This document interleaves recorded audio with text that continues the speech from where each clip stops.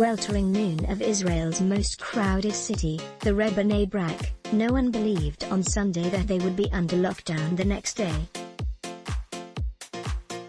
It simply didn't make any sense that in 24 hours, 200,000 men, women and children would be stuffed into the tiny, fetid apartments, and the yeshiva students would cease their study in the month of mercy and forgiveness. Certainly not while in adjacent, green Ramat Gan restaurants and coffee shops remained open. With all respect due to the government, Rabbi Chaim Kanievsky decides for us, said one Kollel student rushing past on Rabbi Akiva Street. He was right. The Prime Minister cannot force a lockdown on those who are keeping him in power. With his political instincts, it's hard to believe he thought he could. Bnei Brak Mayor Avraham Rubenstein and his colleagues from the Haredi towns of Elad, Bet Arilot and Emmanuel showed Netanyahu a yellow card.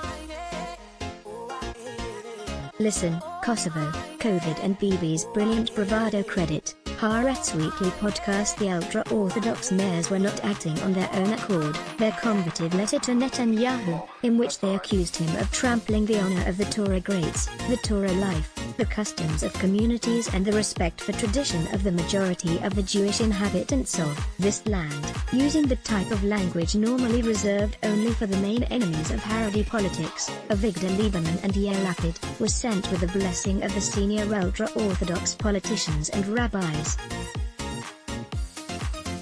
This isn't yet the end of their alliance with Netanyahu, but it is a clear deviation from the ground rules of the relationship.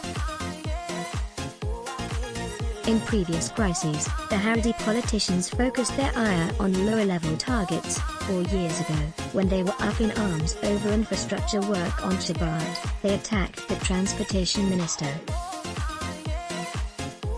This time, they were supposed to be gunning for coronavirus Zaroni Gamzu, the national scapegoat. But the global pandemic has changed the rules.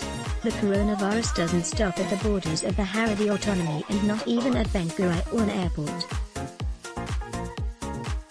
The ultra-Orthodox saw last month how Netanyahu was openly making fools of them, when he simultaneously appointed a ministerial committee to recommend how to allow the Breslov Hasidim to make their annual Rosh Hashanah pilgrimage to Rabbi Nachman's grave in Uman. While reaching out to the Ukrainian government to prevent their arrival, they realized, as they wrote in the letter, that Gamzu is Netanyahu's straw man.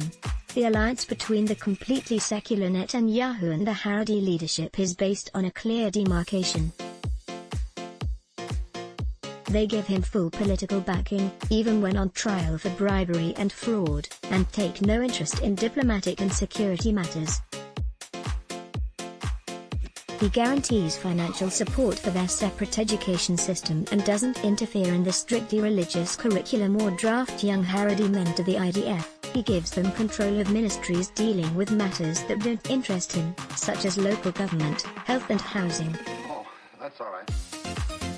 Bnei Brak residents walking the streets, wearing face masks, September 3, 2020. Credit, Moti Milrod. Each side knows its limitations. Netanyahu knows that the low participation of Haredim in the workforce is disastrous in the long term for Israel's economy. But he does nothing about it. The Haredim would love to close Israel down completely on Shabbat, but they stick to the status quo. This convenient arrangement has come under unbearable tension in the age of COVID-19.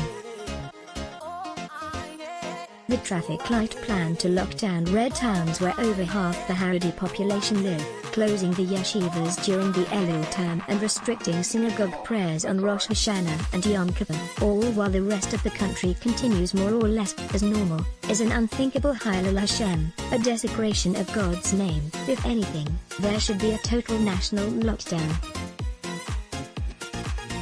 But beyond the economic damage of a lockdown, Netanyahu knows that if 8.5 million Israelis are forced into lockdown to satisfy the rabbis of 500,000 ultra-Orthodox, Likud will hemorrhage more Knesset seats in the polls and his desired option of an early election will disappear. But Shas leader Ayeda is demanding a national lockdown and can sign Netanyahu's eviction order from the Balfour residence at any moment, should he choose to do so.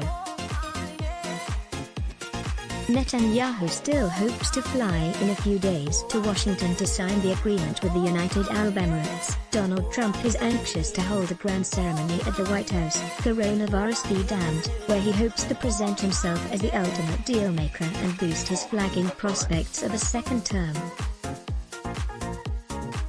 If only he had managed to get his cabinet to agree to the traffic light plan, and only 7% of Israelis were under lockdown, he could fly off. But with Israel threatened with a total lockdown over Rosh Hashanah, a trip abroad, even to sign a historic agreement, is insufferable. Netanyahu is stuck between two impatient allies, Donald Trump and Ayyadeh. Let's block ads. Why? Show your love for him. Click the link in description. Thanks for watching.